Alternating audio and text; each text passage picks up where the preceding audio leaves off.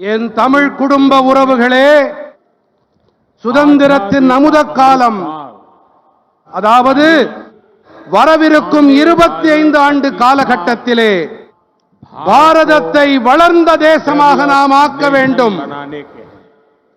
நான் வளர்ச்சியடைந்த பாரதம் என்று கூறும்போது இதிலே பொருளாதாரம் மற்றும் கலாச்சாரம் என்ற 2 பக்கங்கள் இருக்கின்றன.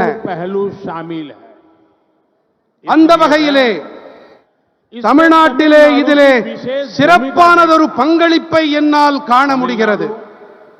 பாரத நாட்டின் வளம் மற்றும் கலாச்சார மரபின் பிரதிபலிப்பு தான் தமிழ்நாடு. தமிழ்நாட்டின் வசம் தமிழ் மொழி மற்றும் ஞானம் என்ற பழமையான கருவூலம் இருக்கிறது. புனிதர் திருவள்ளுவர் தொடங்கி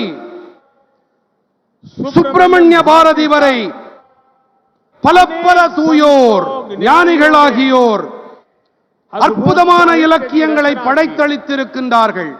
சிவிராமன் தொடங்கி இன்று வரை அற்புதமான அறிவியல் மற்றும் தொழில்நுட்ப வளர்ச்சிக்கு சொந்தக்காரர்கள் பலரை இந்த மண் உருவாக்கி அளித்திருக்கின்றது. ஆகையால் தான் நான் எப்போதெல்லாம் தமிழ்நாட்டிற்கு வருகிறேனோ அப்போதெல்லாம் ஒரு புதிய சக்தியை எனக்குள்ளே நிரப்பிக் கொண்டு செல்கிறேன்.